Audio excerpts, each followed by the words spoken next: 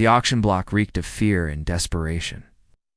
Tessa kept her eyes downcast, her purple-tinged skin dull and ashen from weeks without proper light. The Draxian girl's four-fingered hands trembled slightly as the market master yanked her chain, forcing her to step forward for the crowd's inspection. Fine specimen here. Young Draxian female, strong back, quick mind. The bulbous Kragner auctioneer bellowed, his multiple eyes swiveling to gauge the audience's interest. Captured during the fall of Draxia 4, trained in basic servitude, and guaranteed compliant. Starting bid at 15 credits.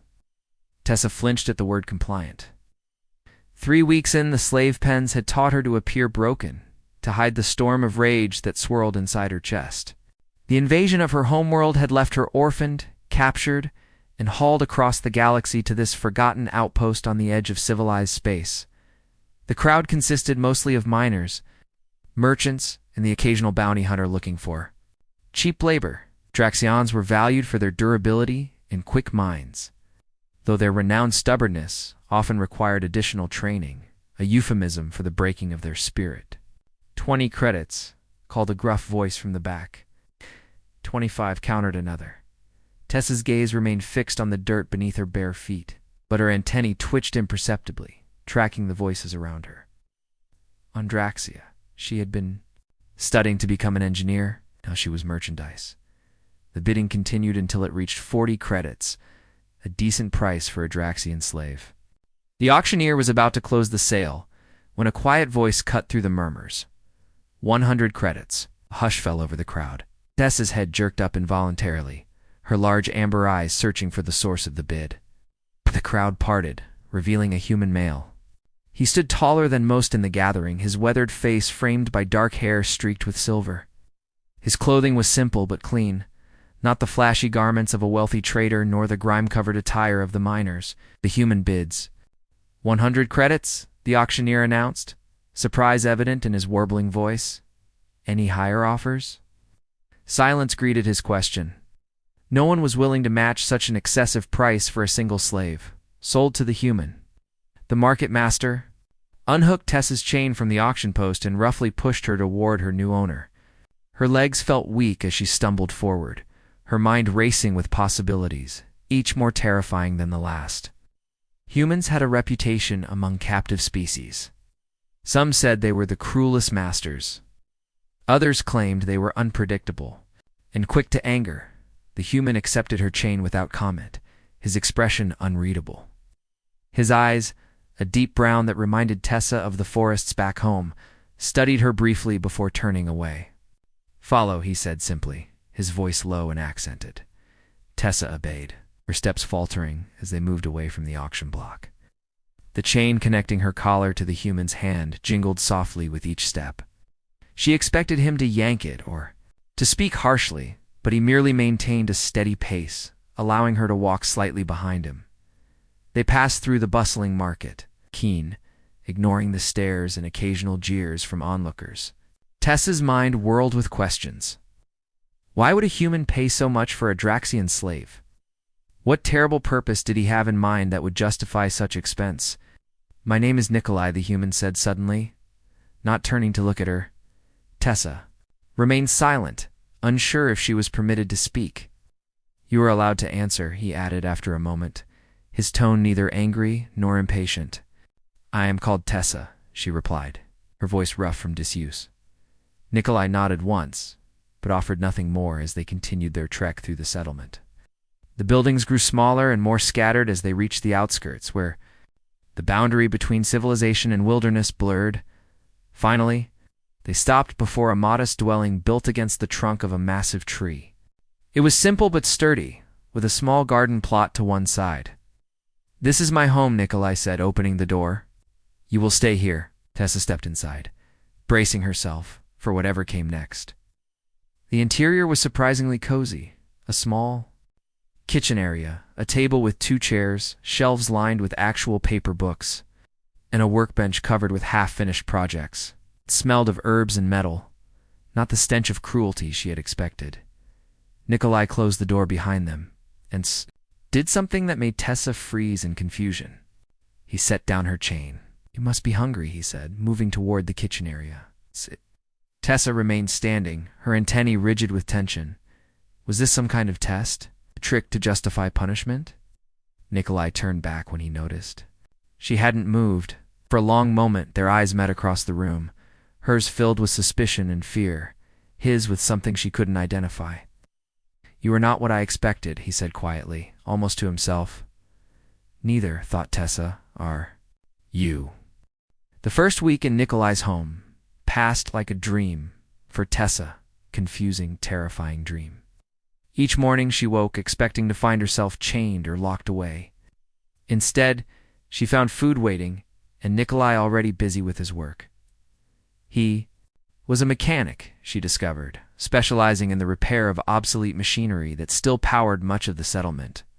His workshop adjoined the house, filled with parts and tools that made Tessa's fingers itch with the desire to explore them. "You understand these systems?" Nikolai asked on the 8th day, noticing her interest in a dismantled atmospheric regulator. Tessa nodded cautiously. "On Draxia, I was studying engineering before." She didn't finish the sentence. Nikolai seemed to understand. "Show me," he said, gesturing toward the broken device. Hesitantly, Tessa approached the workbench. Her hands moved with practiced precision despite her nervousness. Within minutes, she had identified the problemer corroded connection in the primary circuit. "The power flow is interrupted here," she explained, pointing to the damaged component. "It needs replacement or bypass." Nikolai's expression remained neutral, but something flickered in his eyes. "Fix it," he said, sliding a small toolbox toward her. For the next hour, Tessa worked silently, occasionally glancing up to find Nikolai observing her. Not with cruelty or impatience, but with quiet assessment. When she finished, the regulator hummed to life, its indicator lights glowing steadily. "Good," Nikolai said simply. "Very good." That night, he removed her collar. The heavy metal band had chafed her neck for weeks, its weight a constant reminder of her captivity. When it fell away, Tessa's hand flew to her throat, her fingers tracing the tender skin where it had been. "Why?" she whispered, her voice barely audible. Nikolai set the collar aside. "You are not a slave in this house. Then what am I? For now, you are someone who needs shelter, and I am someone who can provide it." Later that night, as Tessa lay on her small bidan actual bed, not the floor as she had initially expected, she heard Nikolai talking in his sleep. Fragments of names, pleas for forgiveness, and one word repeated often, "Marya." The next morning, while cleaning, she found a small holographic image hidden among Nikolai's few possessions. It showed a woman with a child, both human, both smiling. On the back was written, "Marya and Anya, Colony Epsilon, 2271. Tessa quickly replaced it when she heard Nikolai approaching, but the image stayed with her. There was loss in this house's shadow that explained the quiet man who had purchased her freedom with 100 credits. The alarm sirens wailed across the settlement just before dawn. Tessa bolted upright in her bed, heart pounding as Nikolai burst through the door. "Raiders," he said tersely. "Varaxian marauders. They've breached the outer perimeter," he thrust, a small pack into her hands. "Emergency supplies. There's a hiding place beneath the workshop floor. Stay there until I return." "Where are you going?" Tessa asked, clutching the pack. "Defense team," Nikolai replied, checking a worn pulse pistol. "The settlement needs every able body." He hesitated at the door. "If I don't return by nightfall, there's an emergency transmitter in the supply cache. It's programmed with coordinates to the nearest Draxian refugee outpost." Before she could respond, he was gone, leaving Tessa alone with a choice she never expected to have to hide and possibly escape, or to stay and risk recapture. The sounds of fighting grew closer. Plasma bursts illuminated the sky through the small windows. The Varaxians were notorious slave traders who considered the raid a sacred tradition. If they captured the settlement, everyone would be taken.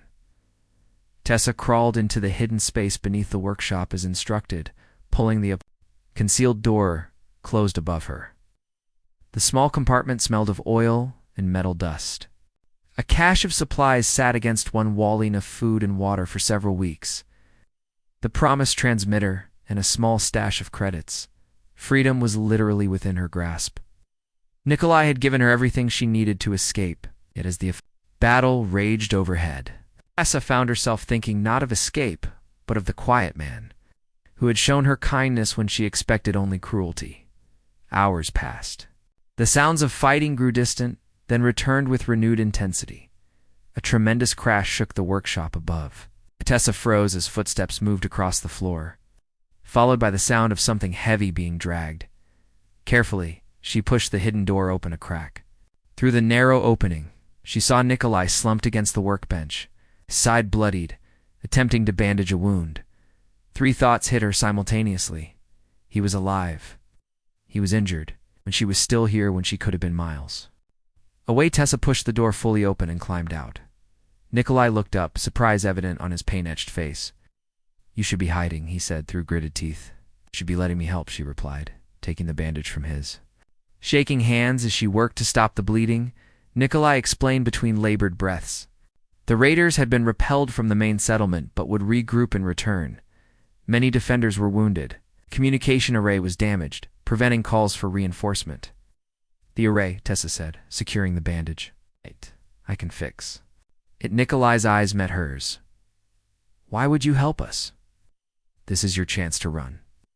Tessa didn't have an answer, at least not when she understood herself. She only knew that freedom meant nothing if it came at the cost of leaving behind the one person who had treated her as something other than property. "You said I'm not a slave in this house," she replied finally. "That means the choice is mine." The settlement's communication array stood atop the highest building, a 5-story structure that had once been a colonial administrative center. Now it housed the community center, medical facility, and what passed for local government. Tessa worked feverishly, her four-fingered hands moving with precision among the damaged components. Nikolai stood guard nearby, his wound temporarily stabilized, but clearly causing him pain. "Why did you buy me?" Tessa asked suddenly, not looking up from her work. It was a question that had burned within her since the auction. Nikolai was silent. For so long, she thought he wouldn't answer. "I had a family once," he said finally, "on a colony world called Epsilon. My wife Maria, our daughter Anya. During the resource wars, raiders came. Not Varaxians, humans. They took everything, everyone." His voice grew distant. "I was off-world when it happened. By the time I returned, the colony was ash. The raiders had sold the survivors to labor camps throughout the sector. I spent 3 years searching before I found them." Tessa's hands stilled as she listened. "They died the day before I reached the camp," Nikolai continued. 3 years of searching, and I missed them by 1 day. He looked at her directly. "I couldn't save them. But when I saw you on that auction block, I thought perhaps I could save someone." Tessa felt something crack within her final protective wall around her heart. "You spent 100 credits to free a stranger." "Freedom always costs more than we expect," Nikolai replied. "But it's the only thing worth paying for." The array hummed to life under Tessa's hands, its communication lights blinking in sequence. She had done it, prepared the system that would bring help to the settlement. As they descended from the rooftop, a settlement elder intercepted them with grave news. Their long-range scanners had picked up a transmission. The Varaxian raiders were planning to hit the Draxian refugee outpost next the very place. Nikolai had prepared for Tessa to escape too. "My people," Tessa whispered, her antennae drooping. "In distress, there are children there, elders, survivors, who have already lost everything." Nikolai's expression hardened. "Then we warn them. The repaired array can reach them. A warning isn't enough," she argued. "They'll need defenders, evacuation. Then we'll give them that too," he said simply. Tessa stared at him. "If you choose to go, I will go with you," Nikolai said. "Unless you would rather I didn't." In that moment, Tessa understood something fundamental had changed. The chains that once bound her weren't just the physical collar Nicola had removed. They were the invisible restraints of fear and distrust that had wrapped around her heart since the fall of her homeworld. And now, like the collar, they too had fallen away. The refugee outpost clung to the side of a rocky moon, hidden within an asteroid field that most navigational systems classified as impassable. It was the last haven for the scattered survivors of Draxia's fall, nearly 2,000 souls living in prefabricated shelters and repurposed cargo containers. Tessa stood at the viewport of the small transport ship, watching as they approached. Beside her, Nikolai monitored the communication channel, coordinating with the 6 other vessels that had answered their call for help. "They're receiving our transmission," he reported, "but they're hesitant to believe the warning." "They've been betrayed before," Tessa replied, understanding her people's caution. I tell them, Tessa, daughter of engineer Jorvan, from the Western Spires, brings this warning. Her father's name, a name she had not spoken aloud since his death during the invasion, felt strange on her tongue. But it was necessary. Among Draxian's family lineage carried weight. The response was immediate. Landing coordinates transmitted. Approach vector cleared. When they disembarked, Tessa was greeted by an elder Draxian, whose elaborate antennae marked him as a community leader. His amber eyes widened at the sight of her, then narrowed suspiciously at Nikolai. "You bring a human to our sanctuary?" he asked in their native tongue. Tessa straightened her shoulders. "I bring a friend who helped me warn you about the coming raid, and who brought defenders." The elder's gaze shifted to the humans and other allied species disembarking from the small fleet of ships. Volunteers who had answered the call to protect the refugees. "Why would humans defend Draxians?"